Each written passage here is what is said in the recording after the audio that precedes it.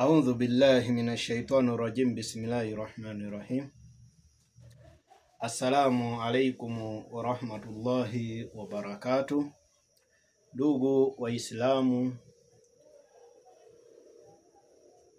ninawasalimu ndugu zangu ambao ni Waislamu, nikitoa shukurani kwenu. Nashukuru alhamdulillahi rabbil alamin, baada ya kutimiza siku yetu ya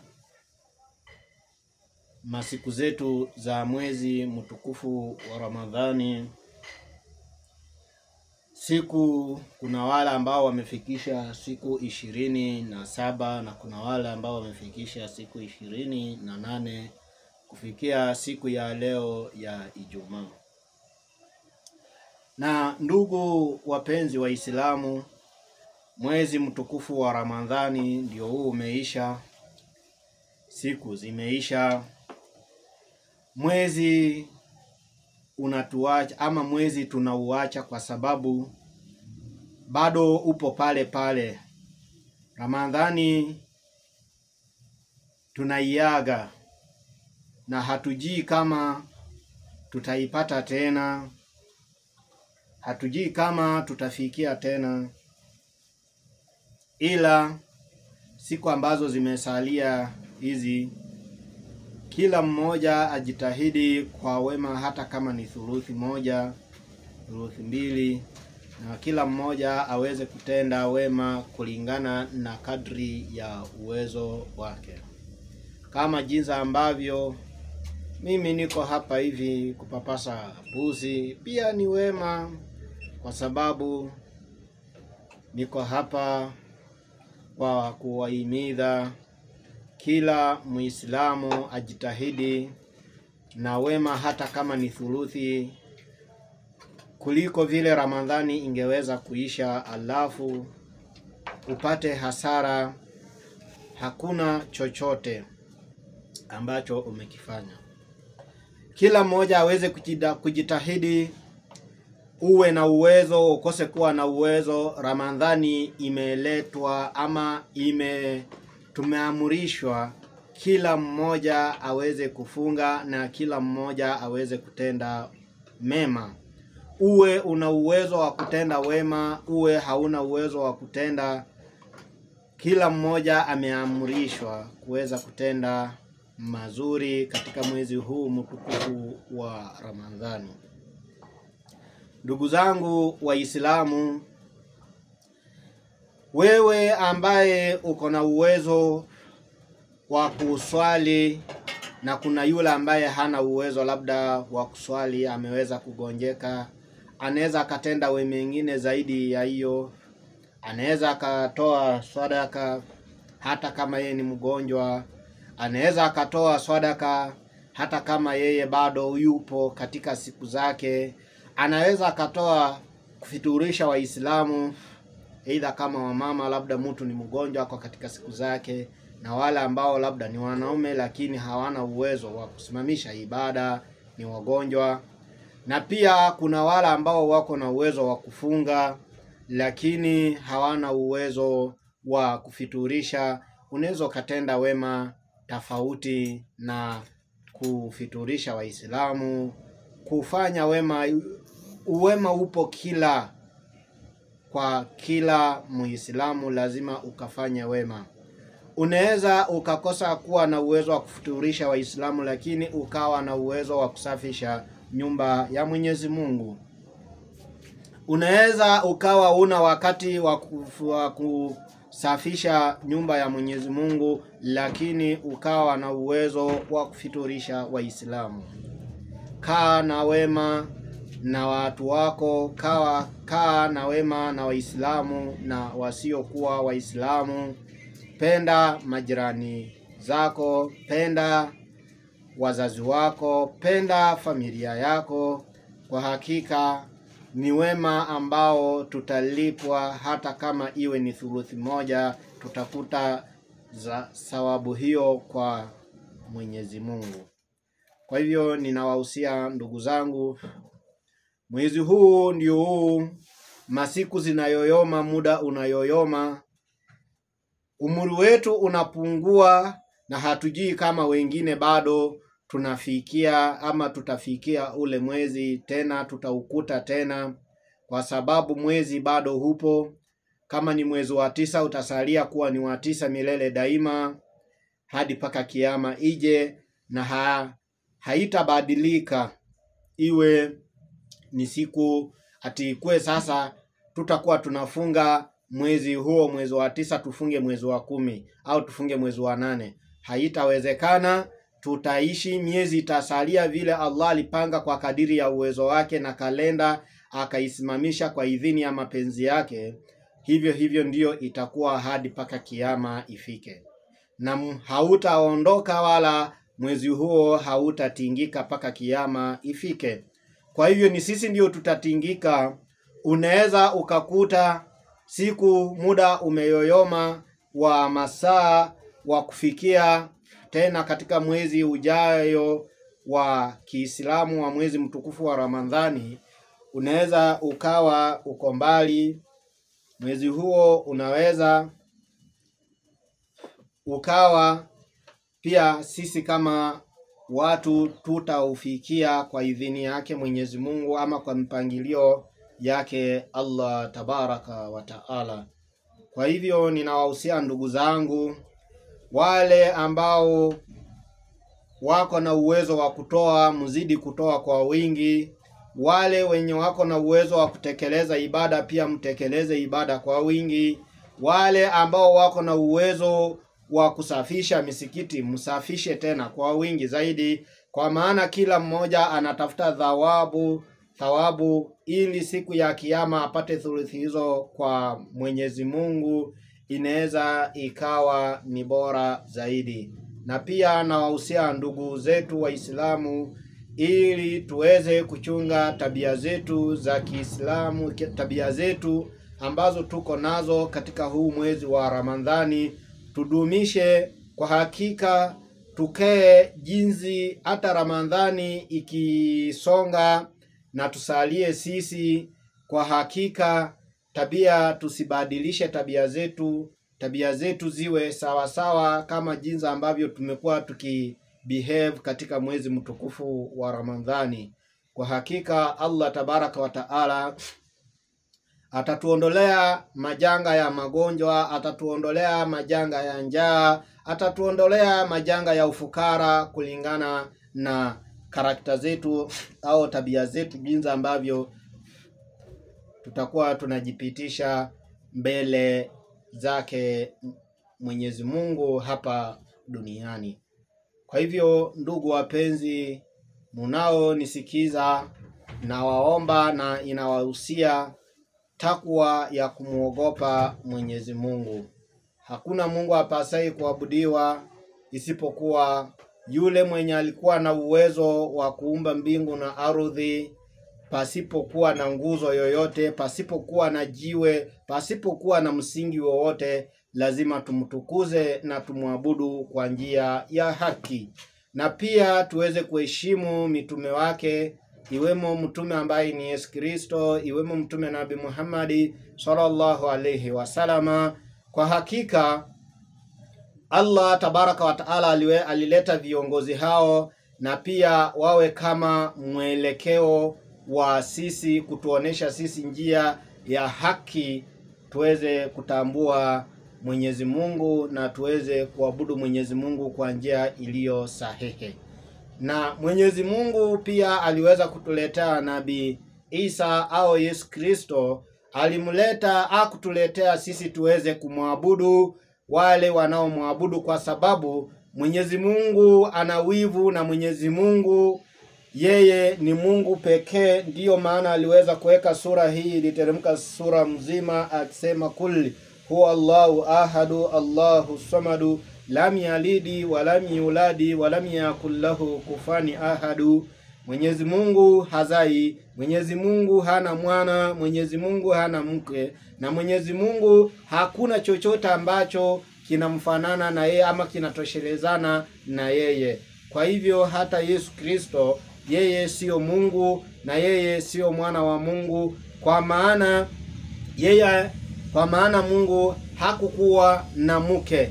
Na kwa hakika Yesu sio Mungu, kwa sababu Mungu ndiyo muumba wa kila kitu, na Yesu Kristo hakuna chochote alichokiumba. Na kama utakuwa na dalili yoyote katika maandiko ya Biblia, uje nayo ukatoe, useme kuwa ya kwamba Yesu Kristo aliweza kuumba paka, Yesu Kristo aliweza kuumba umbwa, Yesu Kristo aliweza kuumba mwanadamu. Pia kwa hakika uje na ishara hizo kuonesha kupitia maandiko ya sahihi, ili watu waweze kuamini. Sio kusimama mbele za watu ukitangaza kuwa ya kwamba Yesu ni Mungu, Yesu ni mwana wa Mungu, Yesu ndiye anastahiliwa kuabudiwa. Kwa maana hata yeye mwenyewe amesema kuwa ya kwamba yeye sio mwema, na akasema ya kwamba mwanadamu yoyote azaliwaye na mwanamke sio mwema mbele za Mwenyezi Mungu. Kila mtu, sio Yesu Kristo peke yake, kila mtu, hakuna aliye mwema mbele za Mwenyezi Mungu. Kwa sababu Yesu alikuwa anaitwa wewe ni mwema. Aliwakataza na akawasema kuwa ya kwamba mbona mwaniita mwema? Mimi sio mwema. Mwanadamu yoyote azaliwaye na mwanadamu sio mwema mbele za Mwenyezi Mungu. Kwa hivyo ndugu wapenzi, munao nisikiza, tumwabudu Mwenyezi Mungu kwa haki, kwa usawasawa. Kwa hakika viongozi ambao wanaokuja na dini zao na kutafuta riziki zao za siku, kwa hakika wamekuja na njia ambazo wamekuja nazo sio sahihi, za kulazimisha watu waweze kumwabudu Yesu, waweze kuabudu kuwa ya kwamba Yesu ni Mungu.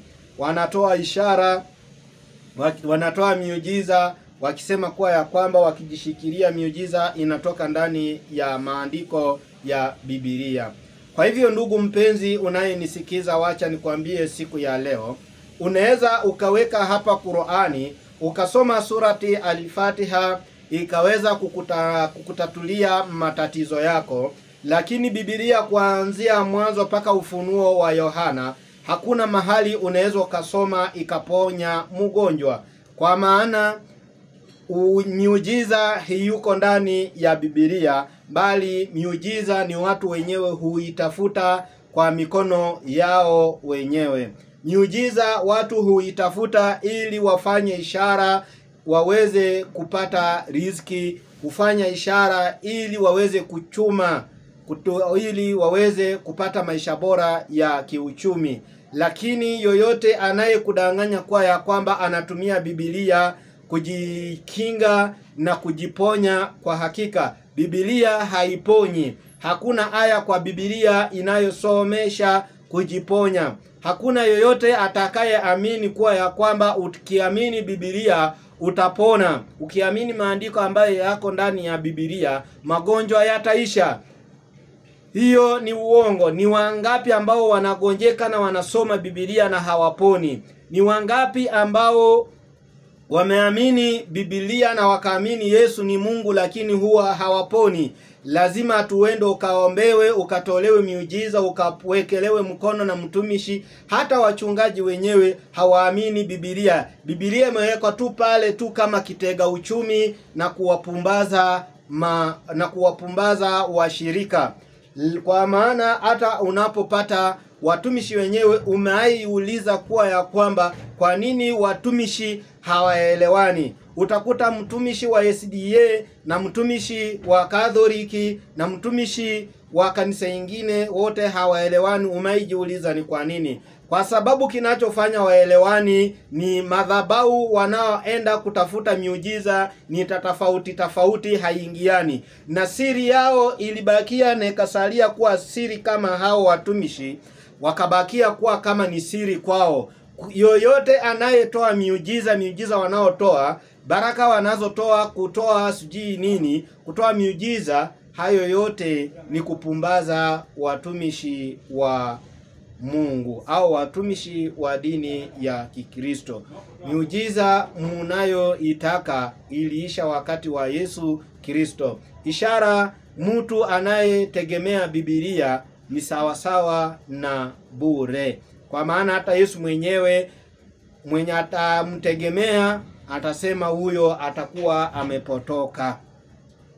Kwa hivyo ndugu wapenzi mnao nisikiza, mumtegemee Mwenyezi Mungu. Yoyote atakayetegemea Mwenyezi Mungu, Mungu ndiye atafanya ndani, Mungu ndiye atafanya ishara ndani ya moyo wake. Mungu ndiye atafanya ishara na uponyaji ndani ya mwili wake. Lakini yoyote atakayetegemea Biblia haiwezi ikakuponya wewe, haiwezi ikaleta miujiza na ishara. Na Biblia uwezi ukachukua ukaekelea mtu akaanguka kifafa. Na Biblia uwezi ukaekelea mgonjwa akapona. Mbali imani ya mtu iliyoko baina yake na Mwenyezi Mungu ndiyo itaponya mwanadamu. Imani ya mtu, imani yako wewe kama muumini, ukimwamini Mwenyezi Mungu na ukaamini siku ya kifo, na ukaamini siku ya kufufuliwa, na ukaamini mitume wake, na ukatenda wema, na ukafanyia watu wema,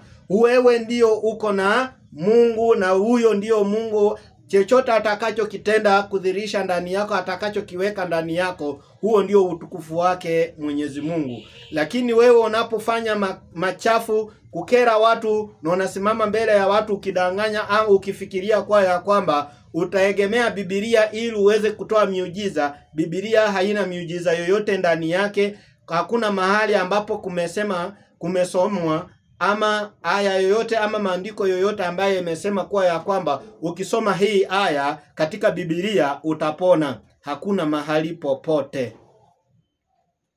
Hakuna mahali popote inasema ya kwamba ukisoma hii andiko, ukisema Ufunuo wa Yohana, ukisoma mstari wa 5, sura ya fulani, unaanza kufanya miujiza ama unaanza kutoa miujiza. Hakuna.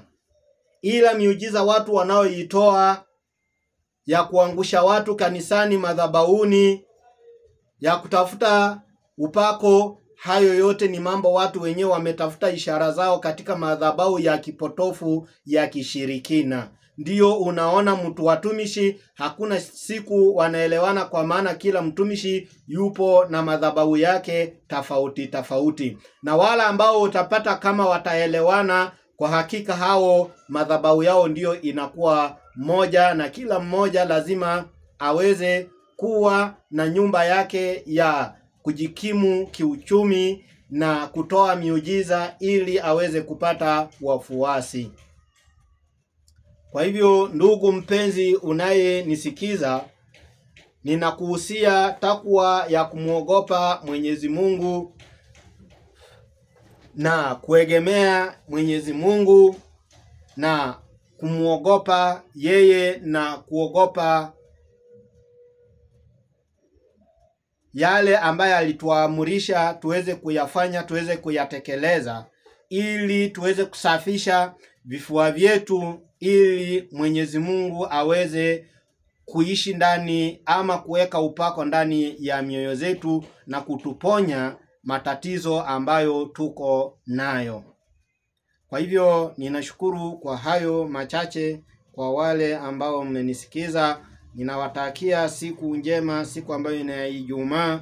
Kwa wale ambao wameweza kukamilisha mwezi huu wa Ramadhani, ninashukuru. Mwenyezi Mungu awabariki. Ramadhani karimu, na pia muweze kubadilisha mioyo zenu, muweze kuishi na watu kwa wema.